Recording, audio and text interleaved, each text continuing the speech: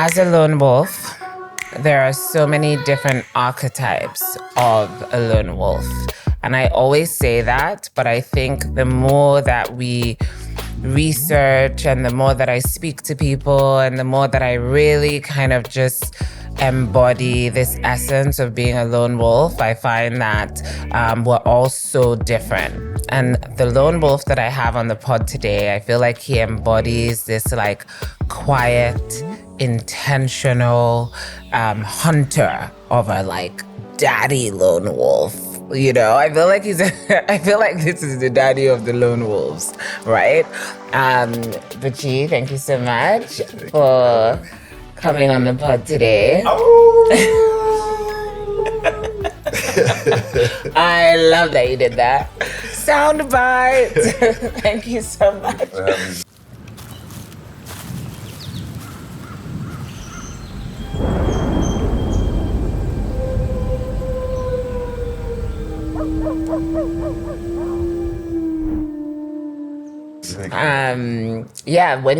When I told you about the concept of lone wolf, what did you immediately think? I was like, yes, and I remember I texted you, congratulations. Thank you for this platform, thank you for saying yes to the vision that you have. This will shut our doors for not just you, but your guest, so yeah, this is a laudable platform, and I'm pretty proud to be a part of it. Oh, thank you. Thank you. First of all, how are you? I'm blessed, my dear. I'm blessed. I just got off set. Yeah, you were in Abuja. I did a film with the Daniel Oriahi. Dare I say one of the best in this part of the continent. Yeah, so. Can you tell us what it's about? Oh, yes, I will. I will. It's not out yet, but I will. I mean today. Okay. It's without having to say too much. Chris O'Day, wherever you are. Oh, Chris produced? Yeah, Chris O'Day produced. Yeah. Shout out to Chris. Yo, Chris, thank you for another rattlesnake. And really bought it. Yeah. Okay. Amen. Amen. So it's called Black Pepper. Nice name. Yeah, fantastic name. Everything was shot in Abuja. It's a mystical story, superhero type of genre, that will birth, like I said, I've been saying it on set, we have to make a comic out of this story because it's that type of story. Wow. We don't have anything like that. Are you the villain? No, I'm not. Oh. You make such a good villain. Oh, well, I try. Yeah, you have villainous qualities. Wow. Mommy, don't take us seriously. I'm a man of God. Amen. Anyway, no, I don't play villain here. Surprisingly, I play the entire opposite. Like, I've never touched that character before. And it was fun to play. He's from the western part of Nigeria, a little bit of Yoruba here and there. So it was a beautiful experience. It's a festival piece. And I'm looking forward to it putting Nigeria on the map again, just like Daniel Oriahi's The Weeknd. Did. He did The Weeknd. That's what I'm saying, girl. That guy is something else. He is. I'm so happy he's Nigerian. You know what I mean? Yeah, I'm happy that he's Nigerian. So it's got Bubimi. She is the lead actor. So do you know, like, when you're filming, if the film is good? Because sometimes when I watch really bad films, I wonder if the actors knew they were in bad films. So, I'm going to be honest here. When I got the script, and because I had a conversation with Chris, and he was like, oh, yeah, I want you on this, yada, yada, yada. And after doing Rattlesnake with him, I thought it would be villain character, same boat, same tide, And I read it, and I was like, wait, who am I again? And I was eager to see. I mean, I trust Daniel, but we're filming in Nigeria. There is, yes, Abuja is a character on its own. You can create Hollywood, Bollywood in Abuja, effortlessly if you know what you're doing. You know, so I was eager to see how they would bring this to life, and I got on set.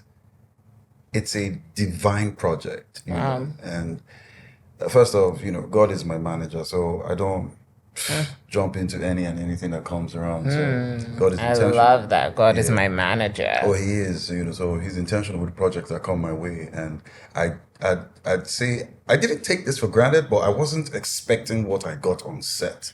You know, I got on set and Daniel, by the grace of God, created a universe. You know, hence why I'm talking comic. Because when I read the script, I didn't see, you know, this transforming into a comic for generations to come. But I got on set, and this guy just, as always, man, blew my mind, blew me away. Wow. All the actors, everybody. Fakunle, Laritimi Fakunle is on it. Tenny Aladise, my bad. Tenny Aladise, fantastic actor. A bunch of actors, and there's a comeback. There's a legendary Nollywood actor that he's on it. Okay. Yeah, I grew up watching him. Nice. Surname is Coca. You know, he is, and I hear he used to be a lecturer. You know, in theater arts. So it's an ensemble of actors that don't play with their work, you know. And I love that. Yeah, it was beautiful. And did you always, like, because you've been acting for a long time, I won't say your age, but Cool, you're not as young as you look. Jay-Z was happening. Oh, please. The Jay-Z will eat you up and spit you out. No, they support me. They're the reason I'm here. Right. Do you have a lot of young supporters? Yeah, I want to believe that I do, you know, because, you know, they come up to me wherever they find me and share their stories and how they feel about the characters that I've been blessed to create. Yeah. But you haven't been like, I don't know, I feel like you're somebody who has been super, even the word that I used in the beginning was intentional. And you're not somebody like, you're not all over YouTube. You're not all over, like, I feel like you pick your project. Well, you said God is your manager. Yeah. Yes, he is. And he's been intentional with me, you know. I just got off a conversation with, it's funny that you're talking about YouTube. So I checked up on AY today, AY the comedian, you know. I started off my acting journey with AY. You know, we did a sitcom in 2012. It's called AY Script. So I just felt the need to check up on him today, and I called him up this morning, and he was like, "Oh no, I'm doing good." I was like, "Okay, what's up? What are you up to? You just finished your AY live over the weekend." You know, I couldn't make it because obviously I was on set. And he was like, "Yeah, you know, our film is about to get on YouTube." I was like, "What? What film? The last film I did with you was 400 million. What are you saying?" He said, "Oh, no, sorry, Netflix." I was like, "Oh, okay."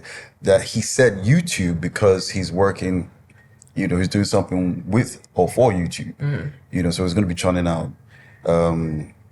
AY-like projects on YouTube. Okay. That's standard, you know, so...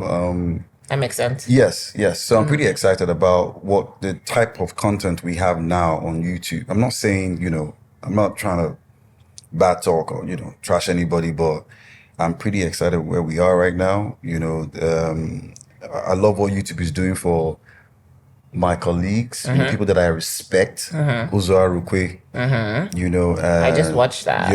And I literally want an Odogu. I need an Odogu in my life. Receive an Odogu in Jesus' name. Amen. Yes. Yes. Exactly how you wanted them. Yeah. Better than that one. Yes, sir. Yeah, better than Uzo. There's no disrespect to Uzo. Oh, no, we love Uzo. We mean the character. Yeah, the character. Because that's the Uzo. Yeah. You know, so I'm really happy for Uzo and what that film did for him. You know, it's he has an endorsement now with Sterling Bank, I hear. Oh, wow. You know, so yeah. So it's where we are right now with YouTube. That's what's up. I'm not saying call me, but you know, that's what's up. Yeah. But if you do call and I do pick up, hey. Hallelujah. Yeah. Did you always want to be an actor? Yes. So fat yes. You know, you must excuse me that I'm not screaming right now, but it's a loud yes. Really? Oh, yeah. From when you were young? My mother told me that, my first outing was in church. Oh, no, not in church. So she used to sell Bata shoes, back in the day. And this is her story, not mine. So she called NTA at the time to come do like a ad for her, So that day I had the Bata shoes on. I was just walking around, and the cameraman was just following me. And I jumped up and said, "I love my Bata shoes." I think I was like 3 or 4, so so no direction. And I just got into it, and I did an ad for my mom. So that was the first. I love that. Yeah, that she noticed. She was like, "Okay, this kid, you're not gonna act. You need to be a doctor."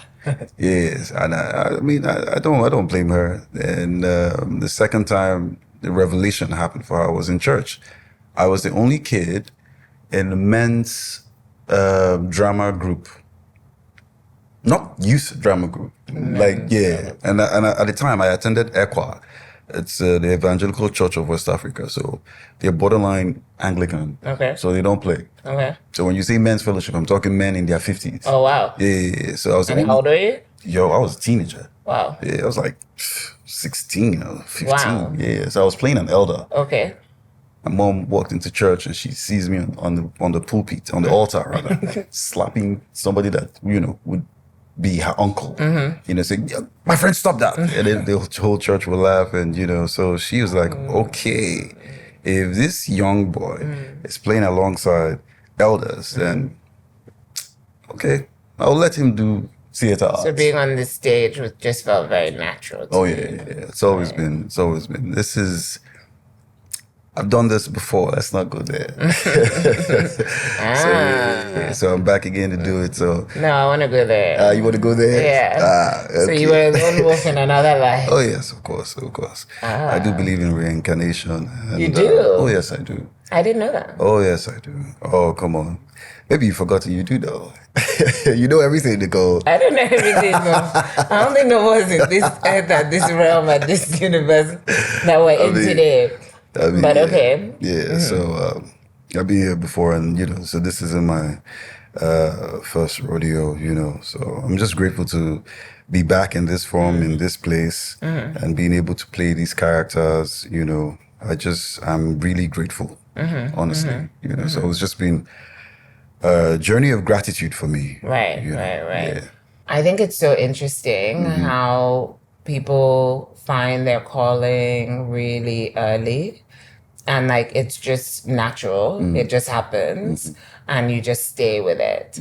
And I think there are not many people that they can find their calling, but then the world kind of like puts them in a box, especially when the calling isn't to become a doctor, right? And so people like me end up studying law and doing all these things just to fulfill this quota that the pack says you should do if you want to be successful. Oh, yeah. Right? Yeah.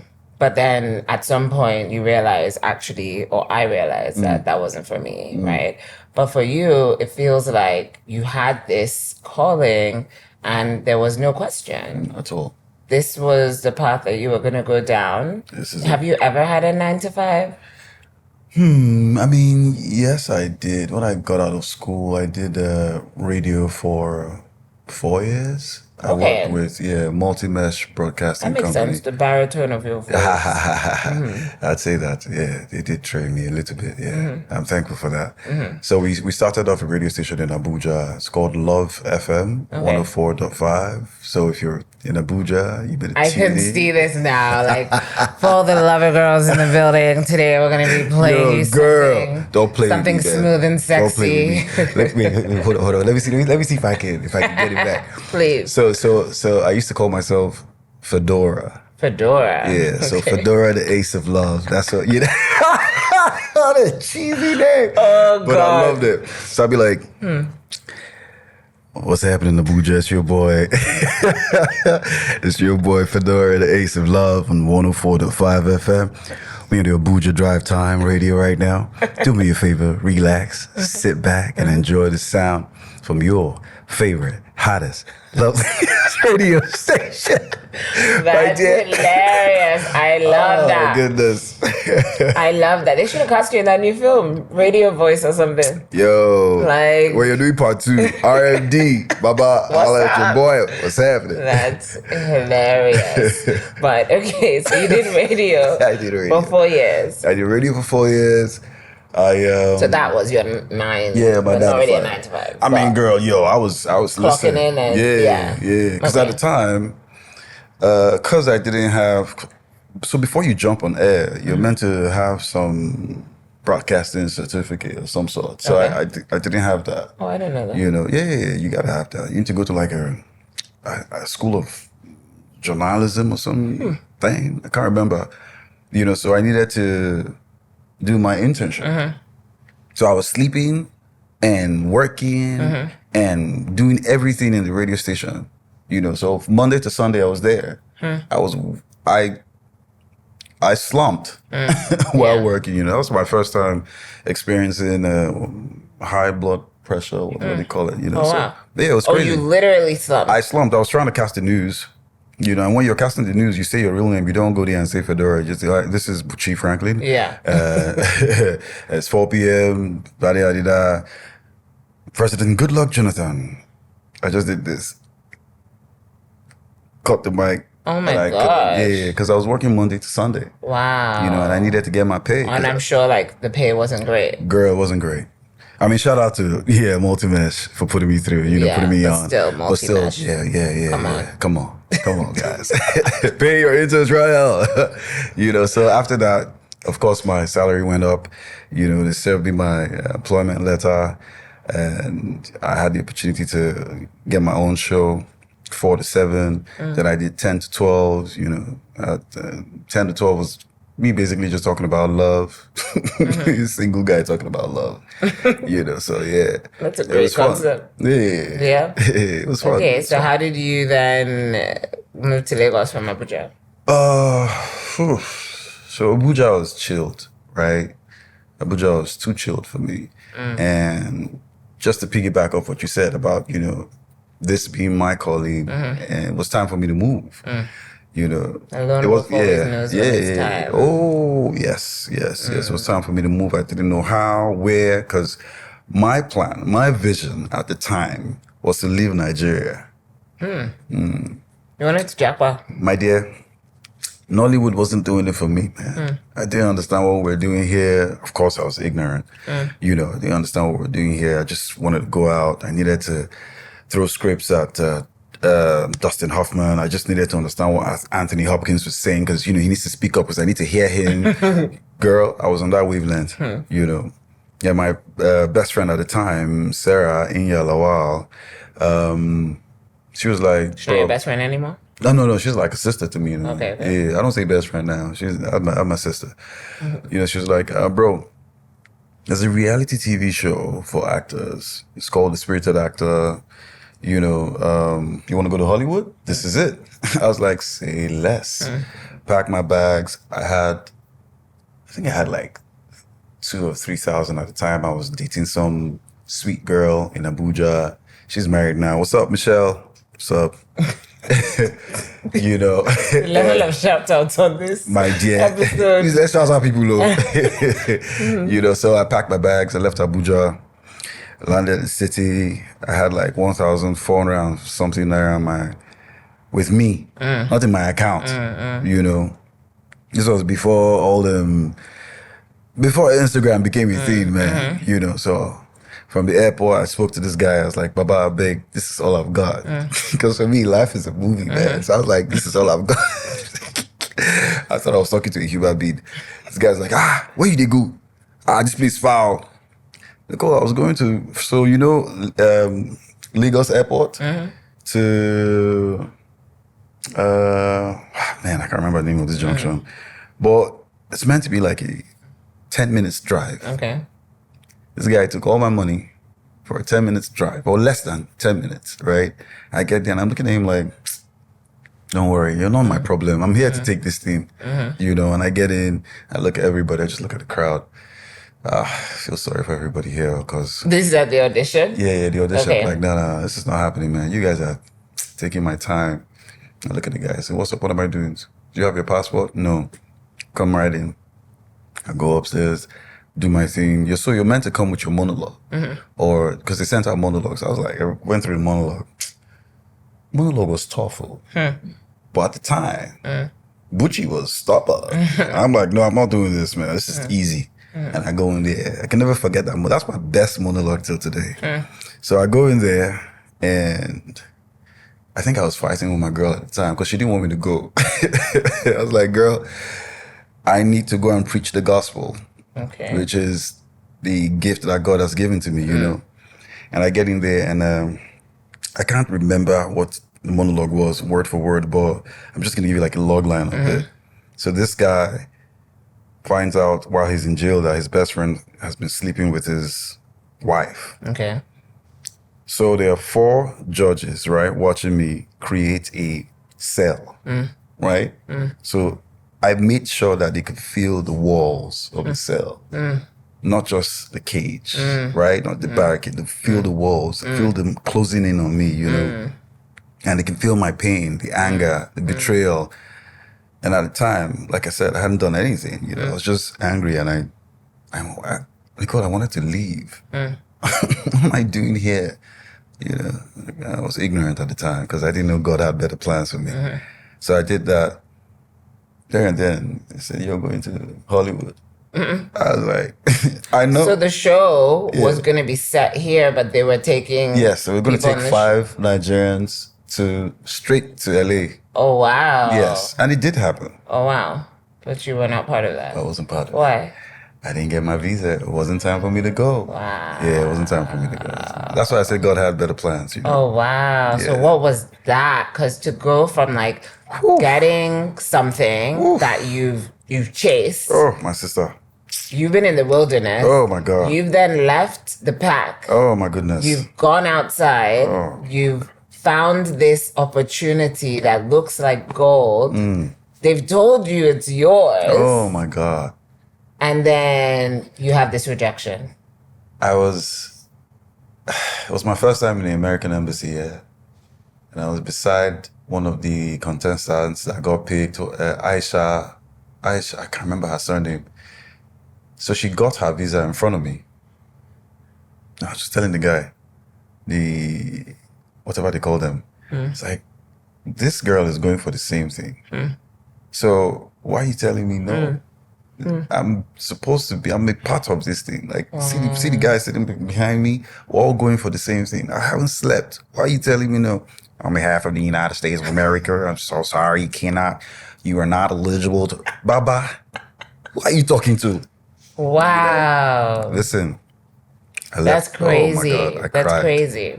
I was broken. I didn't know what to do because, like I said, I didn't see Nigeria. I didn't see me here. Right. You know, That wasn't your vision. it wasn't my vision at Yeah. all. And I think so many people, just as creatives, when we get rejection and that kind of rejection that makes no sense, it can really be a deterrent for many people to try again. Yes. It can make them feel like their whole journey is not worth it. And, you know, somebody once told me this story. I applied for a job at Netflix. And I was like, I think I did 6 interviews. Yeah. And it was over like a span. So it was like a 2-week period of just calls and interviews and back-to-backs. And the final round I had on this day, like I had prayed, or not even the final, I had gone to the final round, I had finished the final round. Most of them went well, but one of them was a bit tough. You know, she was, and she's still at Netflix today. It was with Dorothy Gertuba or something. I think she's African, but she's like the head of their Africa something. And everybody else was polite, but she was basically like, this is a bit of a segue. This isn't the story, but she was basically like, I had made a deck that had basically said, based on research, based on insight, and I had basically said that Nigerians are not watching the segment that they're looking for, that Netflix is looking for. They're not actually the ones watching Nollywood. That the people watching Nollywood have DSTV and have, Star TV and stuff. Yeah. But the people on Netflix are actually watching global titles. Yeah. So my friends are watching Industry and Succession and Game of Thrones and all these things. Facts. And so my point was that their strategy, while it made sense when they were saying the new Nollywood and all this kind of stuff, their strategy to get more people on their platform, they need to start looking at the people that have these decoders, the people that are, and I don't believe that they were looking at the right people. So that was kind of my just coming in and saying like, who are you guys targeting and who are you guys trying to bring in by bringing, all these people as the face of Netflix. But like, I basically had this point that I was trying to make to her and telling her, to use people like the Ikorodu boys and using social media, being that bridge and the kind of content that we actually do like and do consume. And she was like, I don't agree with you. And, no, it was her opinion. Juliet, she didn't agree with me. Yeah. But anyway, years later, as Netflix has whatever they've done, I'm like, I wonder if we could revisit this conversation, ma'am. I wonder if you're not too busy. I wonder if you're not too busy, because I heard that you guys didn't really have any subscribers, and I heard lots of things.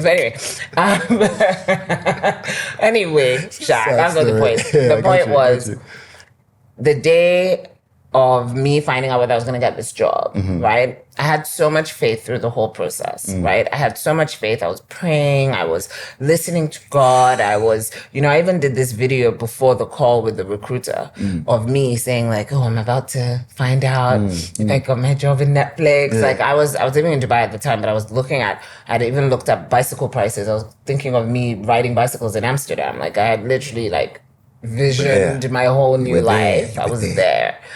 And so I do this video and I'm like, God, I just thank you so much. Like, whatever happens, I love you.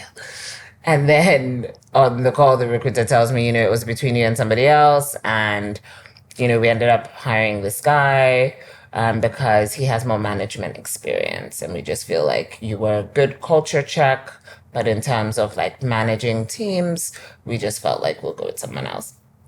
And I was so crushed. Like, I was just like, but I prayed, but I had faith, but I did all these things. Yeah. So why would God do that? Like you said, ask and you shall receive, right? There was no, like for me, it was like, I do A and you do B. Yes. That's the deal, God. Yes. So I was mad. Yeah, and I was like upset. And I remember just like, going out on a bender and just, just in my feelings properly.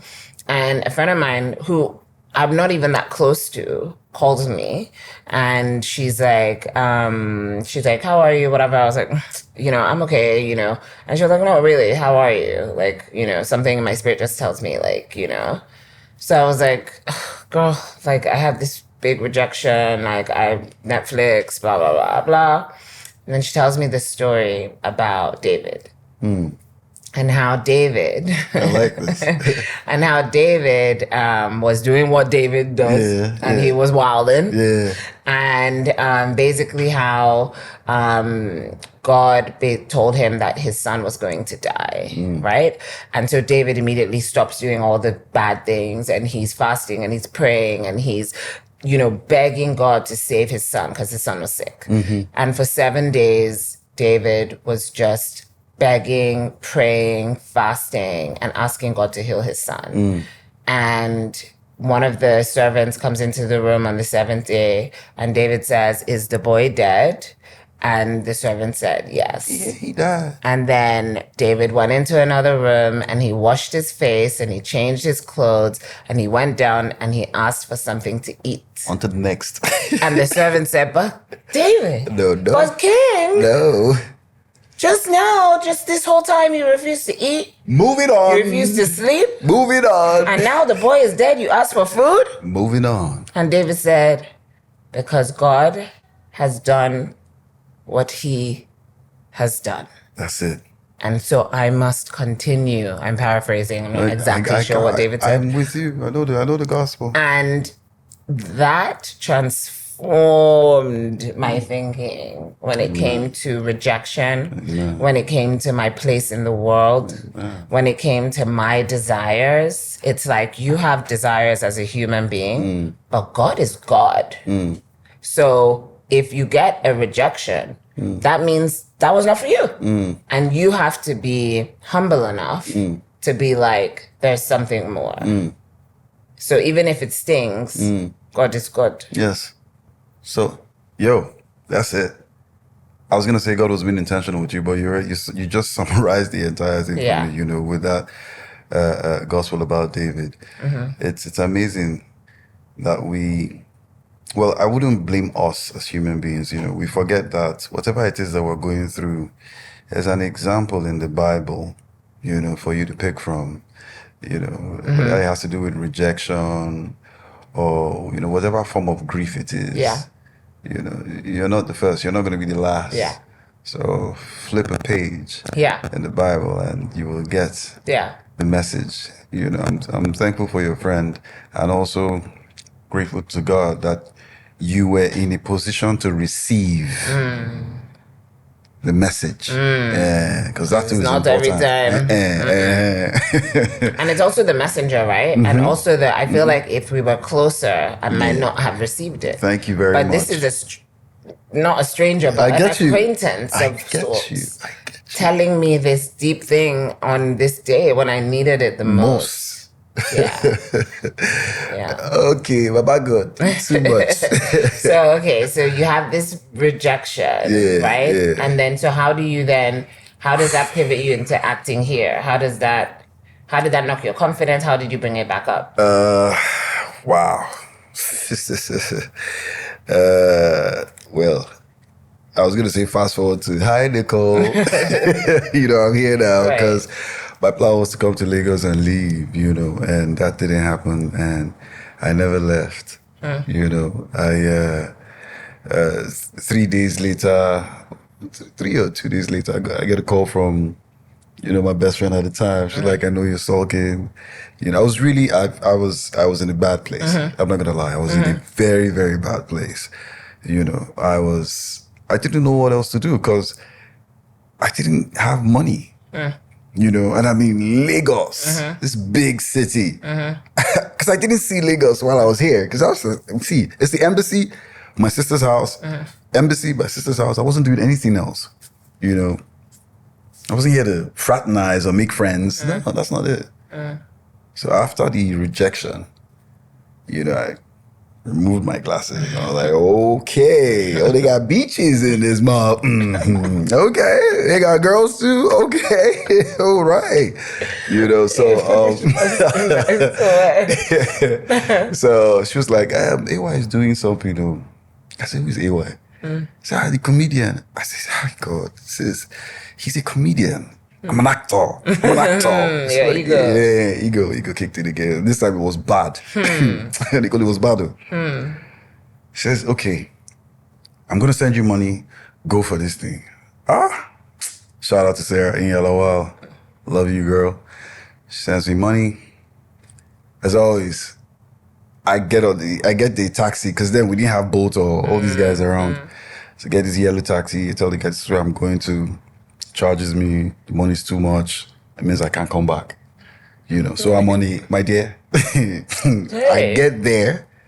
So I'm walking in to go get it because I can't come back. Do you understand? Like there's no AY. You know how deep this thing you just said is? No, I cannot come back. I'm not, no. Sarah was in some country at the time. She wasn't in Nigeria. Switzerland or Sweden. And Sweden time and Nigerian time, I'm like, this girl is in Sweden. I'm in Lagos.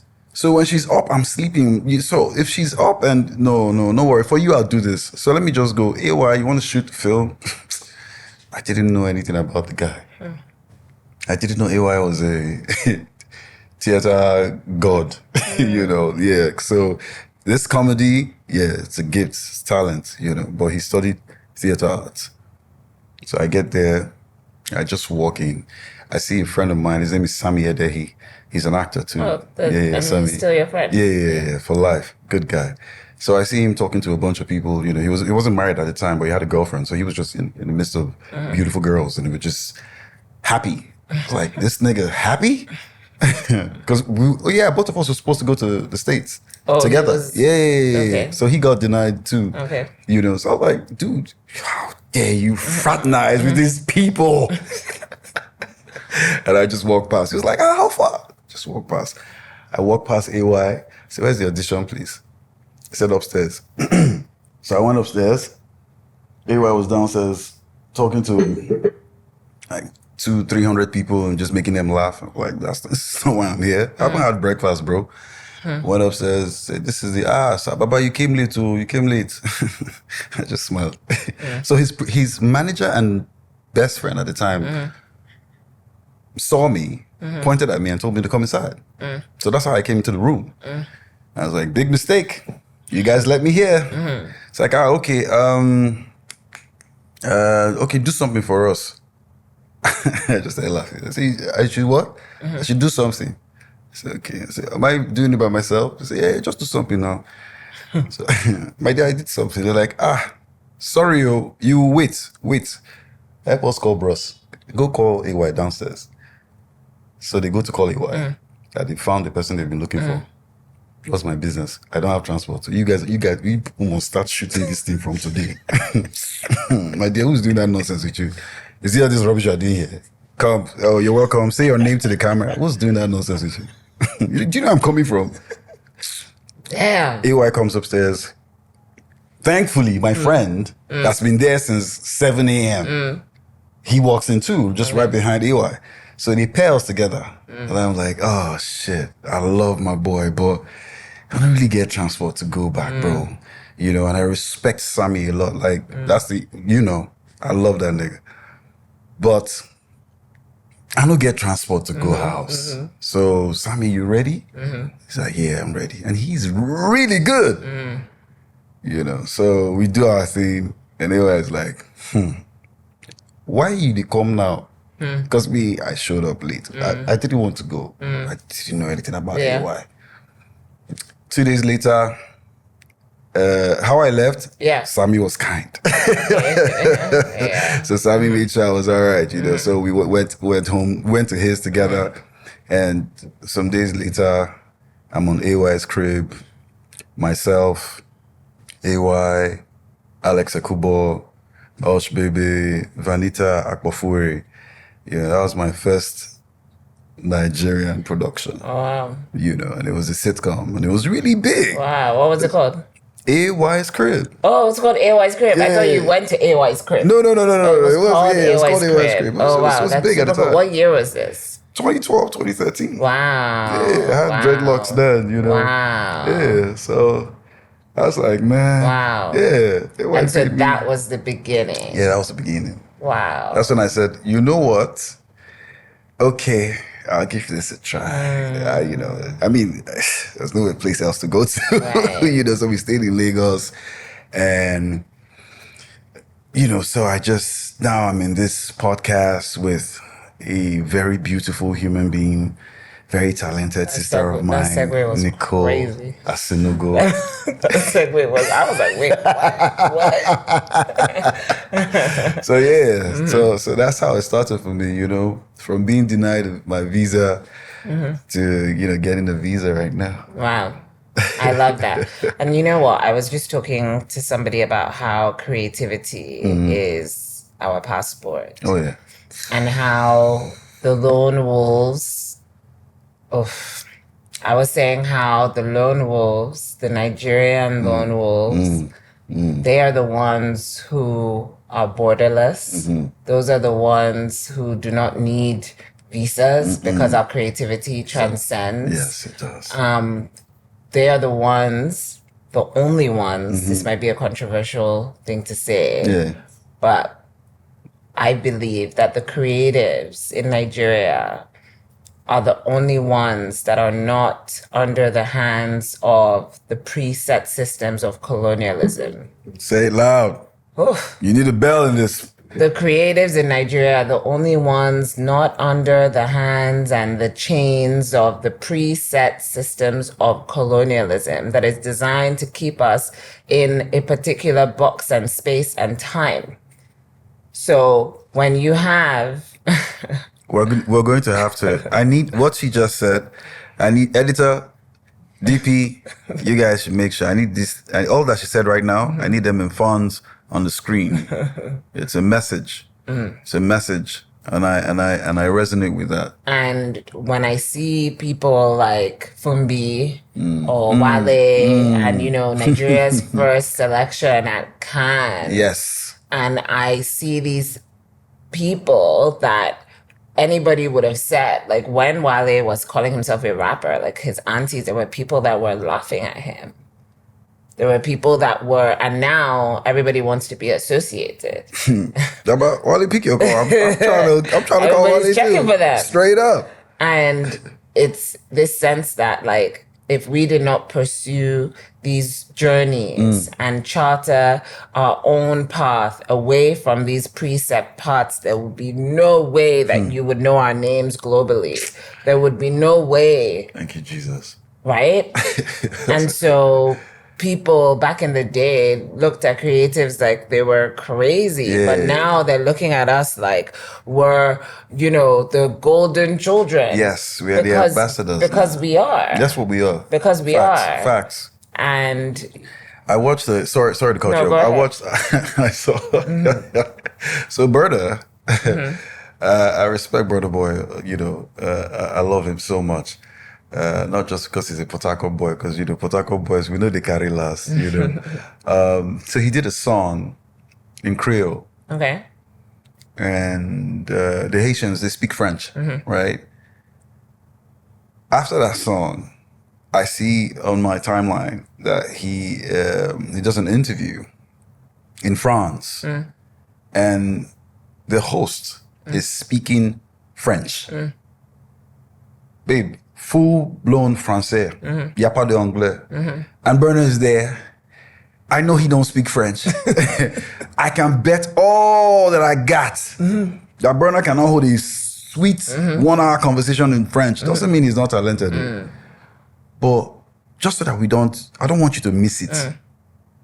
Bernard Boy was in one of the biggest media houses in France. And he was being interviewed. The lady was speaking French. The crew members and everybody there, they were nodding and laughing and praising him. Baba had earplugs on. They were translating everything that was being said. In the clip that I saw, Bernard didn't say a word. He was just doing this. Now, what got Bernard there? It's his creativity. End of scene. That's it. Yeah. That's it. Yeah. To buttress what you're saying. Yeah. That's it.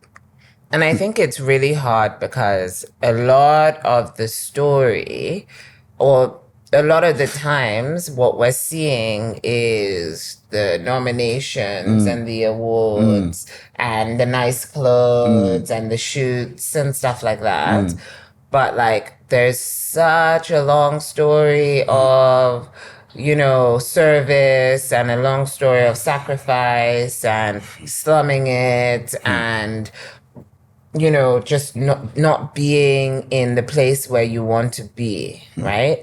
And I think we definitely had it easier than, I would say, Gen Zs or like people right now coming up now because we didn't have as much social media. So you're figuring it out, but nobody's like seeing you. Nobody's seeing you. You're just kind of like in it. It is.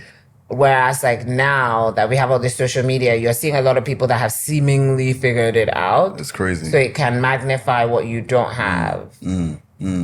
It's it just makes it really, for some people, it makes it difficult for them to emote whatever it is they have in them. You know, for others, it's a beautiful experience. You know, they look forward to the chaos. You know, and I fall into that category of, oh, okay, is it challenging now? Okay, let's go. You know, because that's where you that's where you can get the masterpiece that you are looking for as a creative. You know, we call it the magic if in acting. Okay. You know, where you go beyond this style of acting. It's not Stanislavski. It's not, you know, there's nothing avant-garde about what you're doing. You are energy. You know, so if you're an actor or a creative and you're going through what Nicole just said about it being difficult for you to create right now, don't see it as a problem. See it as a gift. Milk it. Milk that difficulty. Because in that line... How?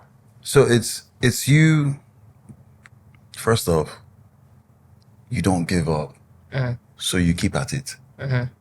You know, I'm going to speak for actors, right? You get a character and it's been done before. There's no new character. Sorry to say, there's any character that you're being given has been done before. Right. Either on set or off set. Do you get what I mean? So for you to be able to carve a niche for yourself, you know, and be awarded the best actor, the Oscars, AMVC or whatever, you need to keep at it. You need to become that character offset. So you need to allow your character experience life through you, which is very difficult. But when you keep at it, it becomes normal. So you're no longer acting, you are being, you have become, because you are not, it is a part of you. So I'm playing Nkechi. Nkechi that's a female name. So I'm going to buy myself some lipstick. Yeah. Okay. Buy myself a pad. Okay. Buy myself lingerie. But you get out of here. Yes, I will. And keep everything in Nkechi's wardrobe. So Nkechi has a wardrobe in my house. Not on set or the hotel or the apartment that they give to me. No. Nkechi is a part of my life. So I find that really, on the one hand, I find that wonderful and find it really great. But then I also find it a little creepy. Yeah. In that, like, only creepy when it goes to an extreme. So I don't know if you heard that interview where Damson Idris was saying for Snowfall, he prayed to the devil. And he just prayed to the devil to, you know, help him. And I'm like, God forbid. But like, it just felt like there needed to be such a channeling of his character, because his character was going through a very dark time, that he felt the need to call on Satan. God bless you, Nicole, for bringing this up. Right. So I love Idris and I respect him. I'm happy that he's Nigerian and I'm happy for where he is right now. I can't wait to share, you know, the same frame with him. But I'm not calling the devil for that. Where's the camera? My name is Bucci Franklin. I will never call the devil for anything. But I will ask my Heavenly Father, Yahweh, for assistance to create negative energy. Yes. Right. The energy that you need to. Oh, yes. So you see? Right. You see? So the foundation is Yahweh. Right. I will never. Right. Because, I mean, we don't know it all, right? At the time, he was speaking as a vessel, you know, a talented vessel. And I know that the only place you can find darkness is with the devil. That's all we're taught, you know, from kindergarten to where we are. If you're looking for darkness, you go to the devil. If you're looking for light, you go to God. But who created everything? God. So why am I going to somebody that was demoted? No, I'd rather stay with light. Right. So I'm saying this because through the light you can access darkness, but it doesn't consume you, and it won't be. You say you have the authority to trample on snakes and scorpions. You will walk through the valley of the shadow of death, but you will not die. Okay? No, you will not. So you can have that, but I did a series with Kemi Aditiba. I love you, sis. How to Kill a Monkey? Yes. When is it coming out? Yo, I can't say. Kemi, how far now? Okay, pick your call. so to keep I feel like she's gonna drop it. I feel like people don't talk about how much of a marketing genius Kemi Adetiba is. But she is she needs to give a marketing masterclass on how to make people anticipate your projects. She's so good with that. Kemi. Look, Kemi is good. Yeah. Kemi is words will dumb down how, magical working with Kemi, is. Yeah. And she's a force. She's a force, exactly. Like as a person. Like, so even when she speaks. It's beyond, the talent. It's just, the girl is just. Yeah, I would love her on the pod. God. Yeah. So I did, I played a character, on To Kill a Monkey. It's not out yet, but just we're talking about staying in the dark, and I I don't know when this episode will come out. Okay. But I have to say this because I got to shame the devil. I was in a very dark place when I was playing that character. Everything and anything dark, I was a part of it. Because that's what the character wanted. That's not what I wanted. But to be able to tell that guy's story, I needed to scratch at least. Because I couldn't carry everything, just a scratch. That's what I got. And that's what people will see by the grace of God. Nicole, I was treated and paid well. But for what I played, Kemi, you owe me for life. Wow. I kid you not. Wow. And she knows. She knows. Like the cost was high. My God. She knows. Wow. She knows. And that's why I love and respect her. Because she would look at me and say, "Are you okay? Like, are you good? Are you okay?" I'll be like, I'll smile. My dear, I saw rushes of that thing. I will not play that type of character again.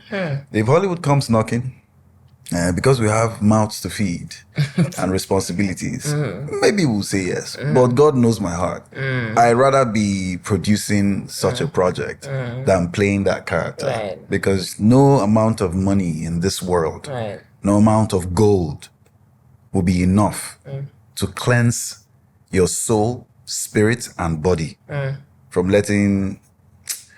No. Wow. Nah. So I understand where Idris is coming from, but anytime Kemi says action, before she says action, I say my prayer. Father Lord, may my mistakes turn into perfection. So if I've got marijuana, coke, all of them, alcohol, crazy women around me, just so that I can stay there. But before my director says action, Kemi Adetiba, before she says action, I call my manager. God. First. Period. And that's it. So I get what Idris is saying. But that's not. No. My brother, come home. I think there's this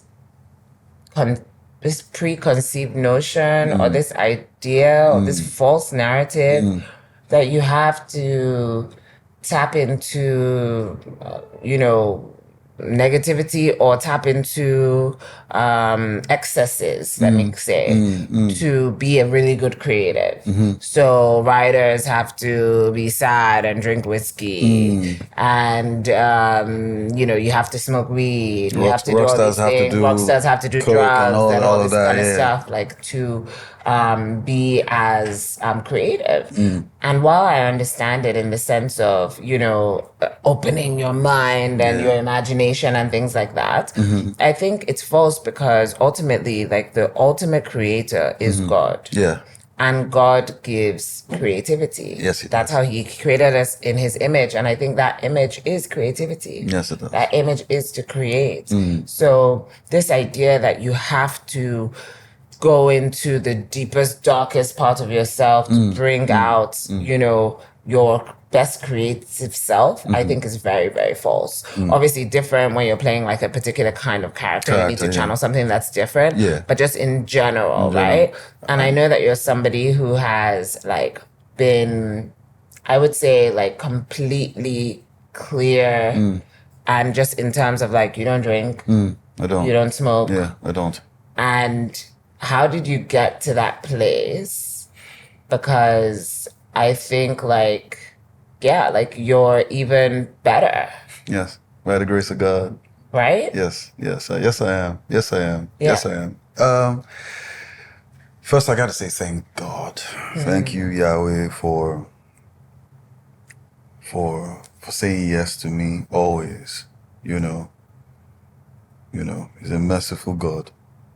I'm just really blessed to be. And I want to say shout out to my girl for being my inspiration here in this time, and just for being a reason to keep trying. Because it's not easy. It's not a walk in the park. For goodness sakes, I'm Nigerian. You wake up today, some family member doesn't have power. This says problem here. Our president is not picking up his calls. There's flood here. It's just too much going on, and not just Nigeria, all around the world. Right. Look at what's happening in Cameroon. Look at what's going on right now in Burkina Faso. They should leave the guy alone, So there's just a lot happening in the continent. And you just want to, you see yourself. Take the edge off. Chill. Yeah. So for me, I know now, because I was telling a friend, my own definition of being born again is consciousness. Right. So that's where I'm at now. Right. So I am now aware of who, not just his vices and what they will do to me, but I know myself. So you know how like in Hollywood, right, when actors are making it or in between auditioning and stuff like that, they usually wait tables and that's what they do while they're trying to make money and then they audition and stuff like that. But in Nigeria, we don't really have that, and we have such like a classist system that I don't know that an actor can go and be a waiter. Like that feels like career suicide in a way.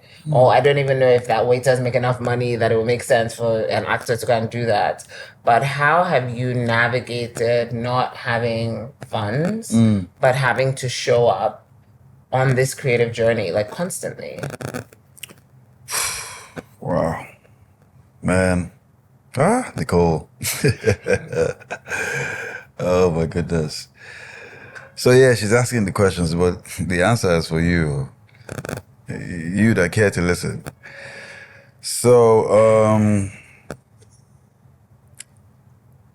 drought is a word that you have to get used to in this business. You have to. That's why, they use words like, oh, this person is a rare gem. Rare in the sense that it's not going to come 24/7, 365. And when the tide is low, you need to diversify. And thankfully, my manager is somebody that understands numbers, So we started up a media company together. It's called Red Pole Media. And we've done a few gigs with the federal government, some parastatals, and private companies, in and out of Nigeria. Yeah. And I've also dabbled into, some businesses here and there. Because that's the only way that it's either it sustains you. It's either if you're not doing that, you're doing what others do. Yeah. And we can't do what others do. So, what do others do? Next on Lone Wolf. I'm just asking. My dear sister, ask me Not everything. dresser. Hey, I'm a leader dresser, but not here. Do I know? Okay, you don't know what they do on podcast. Hey, yes. Say the thing that people are afraid to say. Okay, that's what they. Hey. Okay, I didn't know. I'm just finding out. Next episode we'll tackle that one. So yeah, okay. I'm thankful for being a part of Red Bull Media. As one of the directors. We also started up a tech company. It's called Buy and Bring. A what company? Tech. Okay. Yeah. Buy and Bring. I also got my own production company. It's called 925 Productions, and I'm gonna be doing my own like the films. name. Thank you very much. 9, my birthday. 25, my girl's birthday. So it's 925. Love is sweet. Okay. Oh, I talk our sugar. Anyway, so I'm gonna be. My plan is to share and give back what God has given to me. But when you're in and I guess I'm asking from the frame of mind of like a young creative that is not making enough money. And like I always say, like script writers in Nollywood, for instance, making 150K, less than that, like how do they remain motivated? So, we said something earlier on about, the advent of social media and the pros and cons of it. So let's talk about the pros, right? Gen Z, how you doing, man? I love you so much, but it's time for you to make use of your phone and the internet because you can get paid while waiting for that gig that you have on your board. Because I know you have a vision board. So I said, yes. Well, there's a lot that you can do with your phone. There's a lot that you can do with that cheap-ass laptop that everybody says you should hide. As long as you've got internet, you can make money for yourself. Yes. You know this. So you don't need your father, your mother. You can get that money with that gadget in your room, that gadget in your palm. Stop watching Netflix. Watch Netflix. Watch my projects. But stop watching shows and things that are not going to inspire you or just earn you coins. There's Forex. You can go into Forex, not CBX or whatever the name of these Ponzi scheme people. Don't go there. Trading, tech, make your money, a little bit of AI. Just do that. You just have to be smart. You have to be smart. You just have to do that. Make the coins. Because, listen, okay, I come more glasses, man. Are they serious? Easy. Forget this one that I'm sitting down with my sister. It is not easy. Yes. At age 25, that I am. We can't. This is supposed to be 1 hour 40 minutes. How am I going to tell you my whole life in 1 hour 40 minutes? So there's a lot of detail that I can't spill here, or else we won't stop talking. So you need to make use of the internet. It was created for you. Yeah. But I feel like a lot of the times people want to succeed how you succeeded. If they see somebody who has a light, they want your light to rub off on them. Yeah. They don't necessarily want to go out into the wilderness and figure it out. And I think being a lone wolf, I was telling somebody because before I used to say every creative is a lone wolf, right? That's like the philosophy. But actually that's inaccurate. Every successful creative is a lone wolf. That's right? Because I don't think you can be a lone wolf if you're not successful. Oh, yeah. I think that means that you're still figuring it out. Yeah. And what does success mean? Success doesn't mean accolades. Success doesn't mean, it just means professionally you are able to sustain yourself in the wilderness. That's it. Are you homeless? Are you paying your bills? Is the rent paid? Are you able to give your parents some money when they need it? Are you able to save for a rainy day? That's what I mean by success. I don't necessarily mean like accolades. In your profession, when they call top 10 actors in Nigeria, are they going to call you? So it's not about the Porsche Cayenne that you're trying to get. No, that's not what it's about. Yeah. And I think also there's good that you mentioned that because we're in an industry that is very visual. And I once had a friend of mine, he meant no harm by it, but like I had said to him how, since my dad relocated and stuff, his cars, if we haven't sold it, they're just at home in Abuja and stuff. And he was like, are you serious? You should bring a car down to Lagos. Yeah. And, you should bring one of his cars. And I was like, why? And he was like, Nicole, this industry is about perception. And so, like, if you're driving, they will not see you like a small girl. Yeah. I was like, but my car is okay now. It's not okay. But to me, it was always fine. My car is fine. My car is nice, But to him, it was like, my car is not in the strata of, it's not a range. You're not going to look at me and be like, this guy is a big girl. But, like, I just thought it was so interesting that is what is needed in this perception of making it. And I feel like Lagos is such a, like, we celebrate mediocrity so much. Yeah, that's what we do. And then we look at, like, materialistic things and then we, like, put people's worth according to the level of materialism. Exactly. And it's like you have so many insecure people with so many really nice things. Right? And you put him on a pedestal. And you put him on a pedestal, right? But this person is dying in self-doubt and they don't know who they are and they can't hold a conversation if it's not about things. I'm so thankful to God that when it comes to that aspect of life, I am not moved by that.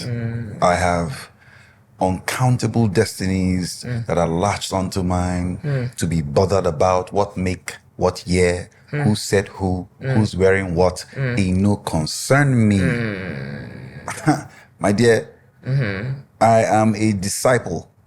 So I've got work to do. So that's a lot. Please come and take off this load. That's what I'm expecting you to do. Nah. But it's okay that you feel that way and it's working for you. Good for you. Good for you. But whenever you regain consciousness, come to this side. Yeah, it's chilled. It's chilled over here, man. Did you ever have a crossroads or a time where your life could have gone this way, but you decided? Oh, yeah. Tell us. Tell me. Oh, Nikki, mama. He gave him that so good. Oh, my God. I mean... the road to success. Duro fella. I think we're gonna need subtitles for this episode. I mean, it's a pretty sensitive topic, If I were to share, I'd love to share. But I'm going to be So I did have this in 2014, I think. 2014? Yeah, 2014. I was in a very uncomfortable situation. Okay. And there was this person that had an idea that would make it all happen. He had an abracadabra idea. That's what I would call it. So that we, by we, I mean me, wouldn't have to go through all that God has planned for me. Because that's what I see now. The hurdles and the obstacles, they were meant for me because it's not of the devil, it's God, putting me through. Refining you. Oh, yes. So, did I think about it? Nicole, I did. At the time, geez, I would have been shooting my own film. Probably would have hired you, sis. But what I was going to pay for that, I would keep paying till I die. Wow. That's and and I said no. I was put in a very uncomfortable position. And I said no. At the time I was drinking, I was smoking. I had a bottle of VS. I downed a bottle of VS and I needed more. I have never. Damn. I have never till today. As a matter of fact, if I do two, when I used to drink 4, 5, well, more than 5 glasses of whiskey, and I'm there. That night, nothing was working. I didn't sleep throughout. I was just thinking about it, because I had some personal needs that I needed to handle. The devil is smart. You present when my goodness, the opportune time. Cool. The devil is smart. Just do it. $10,000 for starters. Then we can now go. I'm like, wow, really? No. You're my bro. You're my brother. No, thank you. Okay, just give me till 4 a.m. It felt like an initiation of some sort. But I am so grateful to God. Yeah. That problem, that trouble that I thought wouldn't pass. Did I cry like a bitch? Excuse my French. Yes, I did. But God came through. Right. And he always does. For life. Yeah. So I'm just thankful, my dear. Yeah. Because if I had done that, he would have still, come through. Exactly. Then I would start then you have regret and shame and all these things that just follow you and create a cycle. No. Yeah. I'm good where I'm at right now. Okay. Yeah. We have a listener question. Okay. So actually, I keep saying this. I should stop calling them listener questions. But eventually there'll be listener questions. Now they're from social media. Oh, okay. Just ask people, that need help. On the creative journey. Fellow wolves, some lone wolves, some in the pack. Okay. I need help navigating the industry. I feel like I know I want to act and direct, but the path feels so overwhelming and unclear. There's pressure to specialize, to follow certain trends, and sometimes I wonder if I'm being unrealistic trying to do both. How do I carve out space for myself in an industry that often asks you to choose just one thing? Who is the industry? Film industry. Who's that? I hope that answers your question. Who's this person? Who would know for real? But who's the film industry? I guess the producers and the big shots, the production companies. Okay. And they don't have flaws?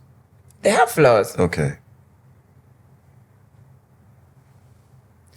I guess the question was more about navigating.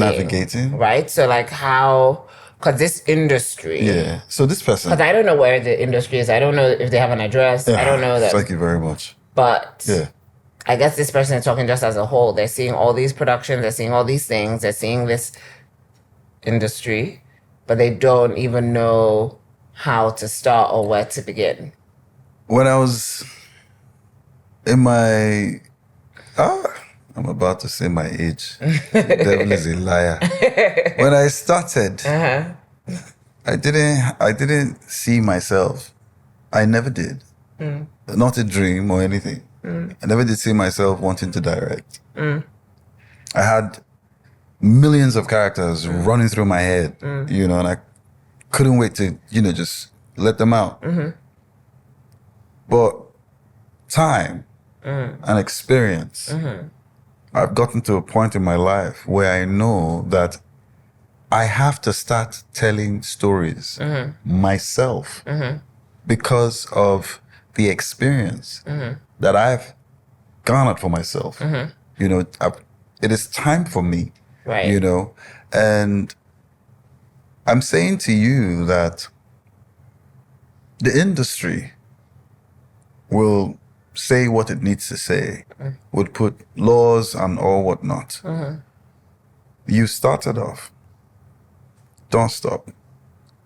Keep bagging the experience as an actor, as a director, as a producer, as a personal assistant, as whatever it is, whatever department it is you find yourself. Just keep at it. I started off as a radio presenter, right? I also did media and I did press, printed and press. I did that in Abuja. I also, I did a show on NTA. I worked with AIT, I hosted a program on NTA, the network, not local NTA. So if you tune in wherever you are in West Africa, you will see my show. It was an indigenous program. Can't remember that. Then I had a program in AIT that was local for Abuja. So all of these experiences, they put me on this couch right now. Yeah. I needed to go through these levels to get to where I'm at. Yeah. So wherever you find yourself, please do not disregard the experience. Yes. It mustn't be in the film industry. Right. Do you get what I mean? Go and handle a company. When you come back, you're not just a newbie. You are somebody with experience. Right. So you can manage a production because it's the same thing. Right. We're not winning souls for Christ here. It's Right. the same thing. Right. So don't worry about it. People would always, the industry would always have something to say. Right. But just keep at it. Right. That's such good advice because I think like a lot of us don't honor where we are and we're always just trying to get to where we want to be. But like where you are is literally the roadmap to like where you want to be. And like you get to this point where it's like when you get to this place where you want to be and then there's another place where you want to be. Oh, yeah. And you're just part of this rat race where you're never going to reach this place of happiness or success because the end point keeps changing. Where it's like, if you're able to be satisfied with your present, if you're able to be satisfied with your present moment, then honestly, that's all you have. Oh, like, today is the gift. Tomorrow is not promised. Yesterday is gone. Literally, right now in this podcast, in this day, this is what we have. Oh, yes. So very, very grateful to just share space with somebody that has had such a different trajectory from mine. But at the end of the day, like we're able to see ourselves very clearly. I think you're somebody who has paid attention to your craft in a way that I don't know many people that have. And like, if we would talk about like comparisons, I would compare you to like a obviously younger version of Joaquin Phoenix. And somebody who is like a method actor, right? And that, I hope that the industry meets you where you already are. Amen. So like they come and they meet you at the level that you're at. Amen. So that you get a script like a Joker. Amen. That you get, so then you can really show, Amen. right? So I think like the more people that have success in different ways, like the more Wale's, Atkins, Fumbis, Kemi, the more people that are having the success that because at the end of the day, like, I think we always talk about like competition, but like, if they're succeeding, we're succeeding, right? So it's almost like the more people that are winning creatively, the bigger pool that we get to play with. And the better opportunities are available to all of us. See, Nicole, you couldn't have said, like I said, I meeting Daniel Oriahi 2022 when we shot The Weekend was my first time working with him. I didn't know anything about the guy, and I can remember him saying to me, I've been away from this for a bit. He went back to teaching. So The Weekend was his comeback. And The Weekend did Tribeca, what's this, Scream Festival, British Film Festival, and the accolades are still pouring in. Right. Up until 2 weeks ago. Some festival again in France, rather in Holland. It's my prayer is that we have many more Daniels. Right. The guy that shot Mami Water. CJ Obasi, oh my goodness, we have many more CJ Obasis and many more Kemi Aditibas. And in terms of actors, Fakunle Olarotimi, Gabriel Afolayan, Gideon Okeke, Blossom Chukwujeku, Osiu KJ, you know, Femi Jacobs, Femi Branch, Yeah. you know, the list is endless. etc. Yeah, etc.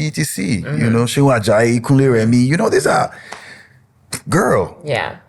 I have a lot of talent. Yes. Yeah. The girls are Yeah. yo, the girls. They're on fire. Genevieve is putting Nigeria on the map on Netflix and abroad. Yeah. Yeah. You know, and I think I think with all of that, I just hope that we all can. It's like you said, this superhero universe that was created, right? Yeah. I hope that we can all realize that the gold that we all carry, the treasure that we all carry, it's people can see it, but it's no, if we imagine joining forces. So when I heard that Burna played the trailer of Three Cold Dishes at his Paris concert, I was like, that's what I'm talking about. Girl. Like a Nollywood film playing to 80,000 people in the biggest stadium in Paris. For me, that's the intersection, right? When music and film and we all join forces, we all rate each other, we all come together, we understand what we carry, then boom, it's like an explosion of lone wolves taking over the world. That's how you wrap a podcast. That's how you wrap $1 billion podcast. Okay. What you say? Okay, sponsors. That we're trying to get. Come through. Make it rain on us. Thank you so much for coming. Thank Really you for having appreciate me. you. Thank One name will give. Adai. Kodi kamika ya for. Guys, listen, let's be real. You spend all your time, a lot of your time watching podcasts that don't feed your soul. This is a podcast that you get free life advice. You get to hear from people who have been on the journey and they're literally giving you gems on how to not make the same mistakes or how to forgive yourself when you make those mistakes and how to really move forward. So this is zero effort. All you have to do is subscribe. Literally, you don't have to get off your couch. You don't have to open your phone. You don't have to go on one random link. Just literally move your body, move your hand. There you go. It's almost there. Boom. Done. You see how easy that was? Yeah. You're a lone wolf. I can feel it. I see you.